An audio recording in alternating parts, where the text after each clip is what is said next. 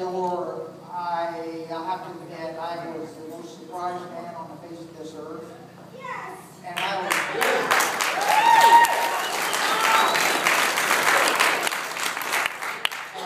and I just kept going from person to person to person, and I said, man, I didn't, first thing out of my mind was, I don't deserve this.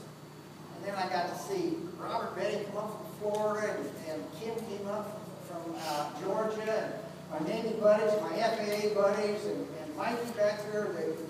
We kept the skies safe for several years together, and oh, gee whiz, and Michelle, and my neighbors, and my grandson, Tyler. Buddy, you have matured and grown up, partner. I am proud of you.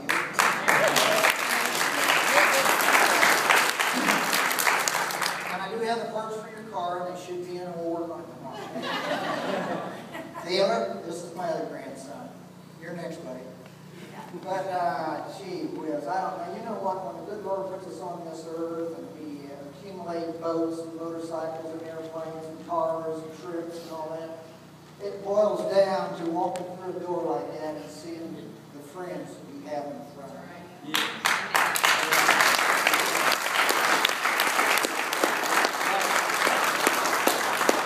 Brian and my sister Rosie, this is Brian's wife's name is Rosie. Yeah. Good name. Yeah. And boy, I don't know where to start. And my brother-in-law Warner, we got to do some grammar. Aunt Pat is from Phoenix, Arizona. Yeah. Rosie is my sister. Our mother died when I was 5, and she was 8. And Aunt Pat, it was my mother's sister, and she's been filling in as a mother and an aunt and everybody else all these years. And I love it. Yeah.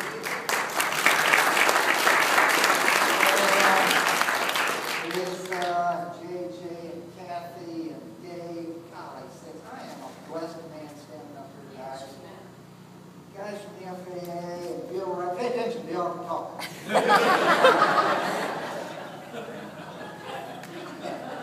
Bill and I are going to do some scuba diving this year with Rosebud. Rosebud, told me to tell you I got that name. Where are you, Rosebud? Yeah, that was Rosebud climbing those sheer cliffs down in West Virginia, wasn't it? Sure enough. Is that how they got those pictures? I think it was. But some of the other pictures, I think Jamie they had to come out of your archives. I did. Jamie, I can't remember some of that. Can you explain the picture of the full moons? You and George. As no one in this room can identify us, so one minute.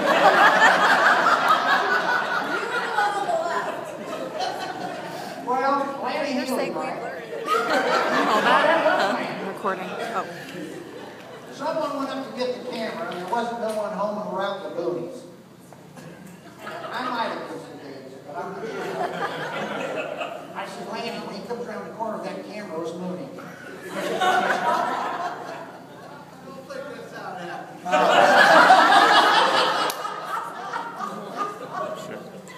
Finish recording?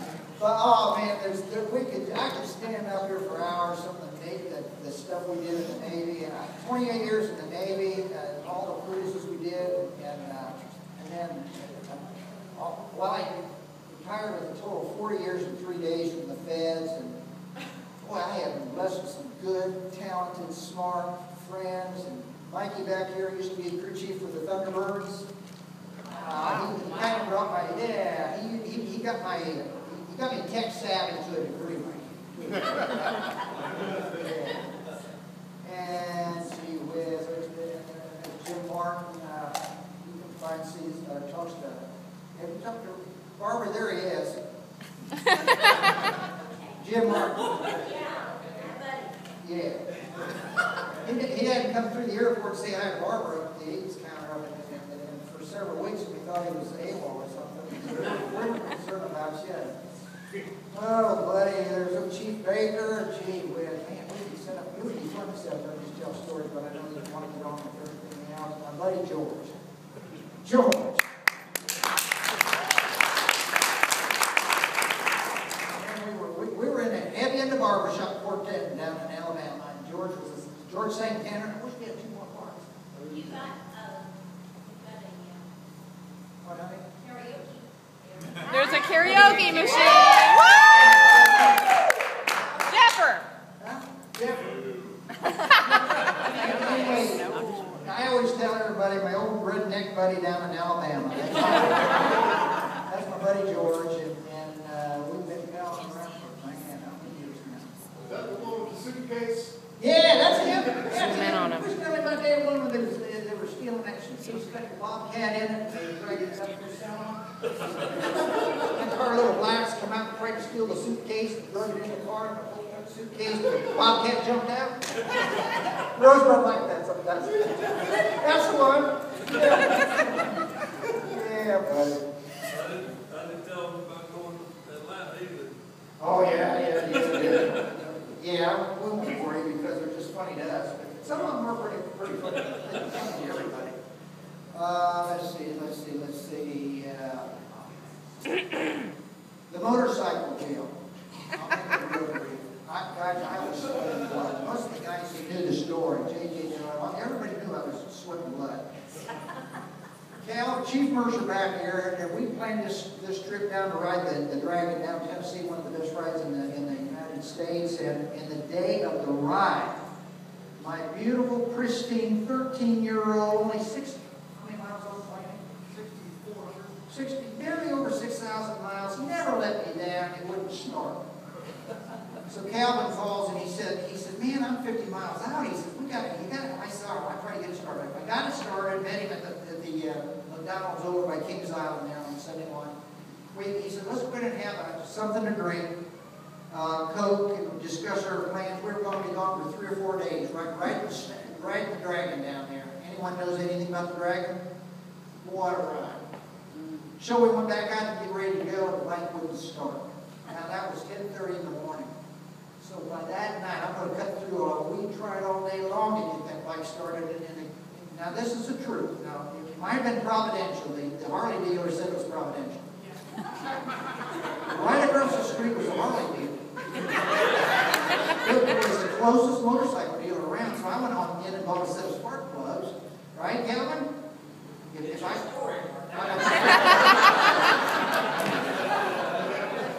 we tried all day long, and Calvin was hauling me around on his bike to get parts for my bike. We never could get the darn thing started. And every time we went in the Harley dealer, these salesmen would jump on you like vultures going after a dead rabbit.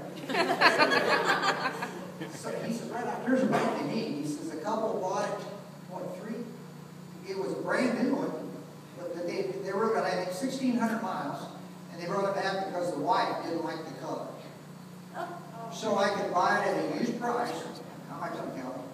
I could buy it at a used price, low mileage, full warranty, and yeah. But it was a beautiful bike. So I said, Calvin, you go ahead and go take the ride yourself. I said, I haven't had a chance to talk to Barbara about it.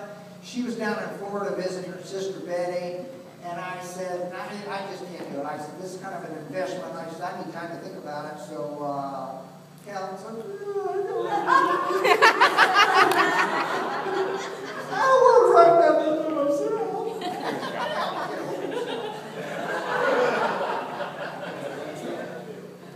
So 7:30 that night, I think long story boring. I had signed on the dotted line, and I was now a proud owner of a brand new Harley Davidson. What model was it? What model I got? Ultra Limited.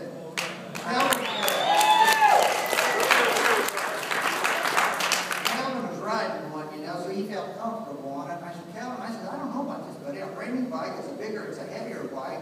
I'm not used to the bike, and we're going to go down and ride the toughest ride in the United States, the tail of the Dragon. It's 318 turns and 11 miles. And you drag your floorboards just about every turn. Calvin and Arlen went with me that night. We got up the next morning, and you're going to love this morning.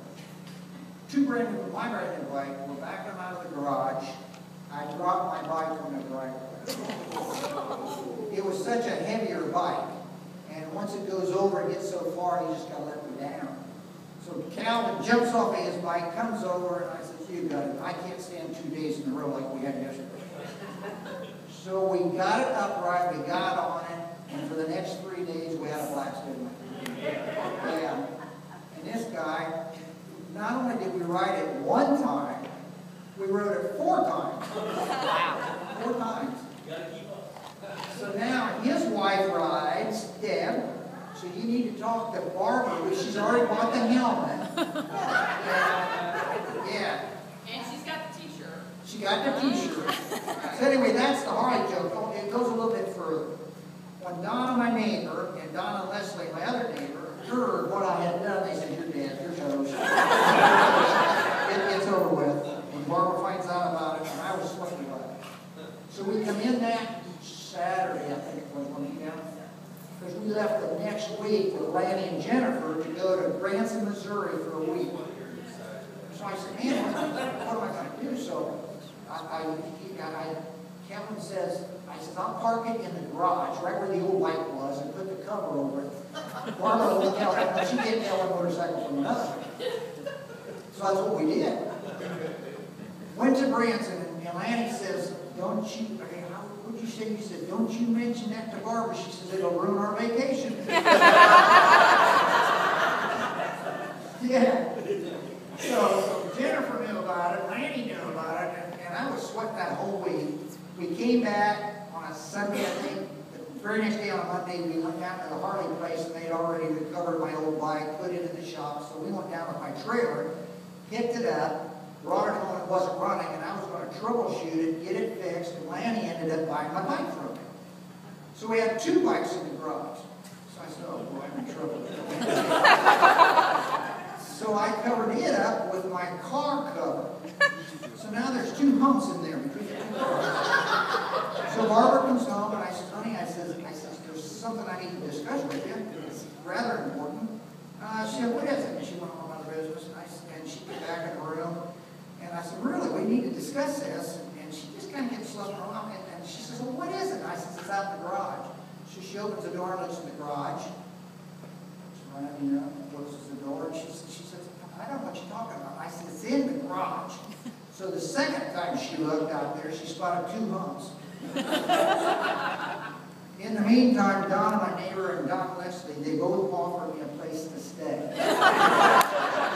Donna even said, why don't you bring the other motorcycle over and hide it over here?